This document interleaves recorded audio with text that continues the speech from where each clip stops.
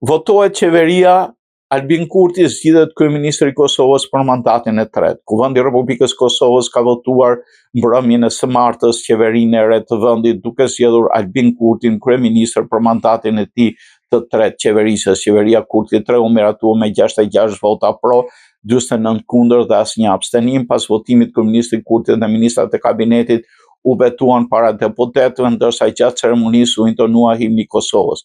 Kryetaria e Kuvendit Albulena Axhiu shpalli më pas mbylljen e seancës parlamentare. Gjatë ditës para votimit qeverisë pati edhe qëndrimi nga opozita. Kryetari i Lidhjes Demokratike Lumir Abidxiku theksoi se demokracia nuk është çështje numrash, por kërkon vetdijet larg politike, transparencë dhe respekt për opozitën. Ai deklaroi se LDK-ja mbetet e gatshme për bashkëpunim.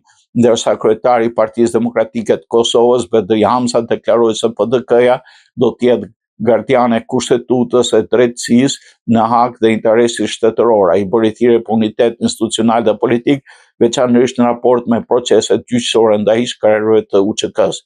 Në fjalën e tij para deputetëve, kryeministri Kurti prezantoi përbërjen e kabinetit, njoftoi disa nga prioritetet e mandatit të ri, përfshirë dyfishimin e shtesave për fëmijë, forcimin e politikave sociale dhe vazhdimin e normave institucionale. Në votimin e qeverisë 3, Kosova hyn zyrtarisht në mandatin e 10 legjislativ në momentin ku pritshmëritë qytetare për stabilitet politik, të zhvillim ekonomik dhe sundim të ligjit mbeten të larta.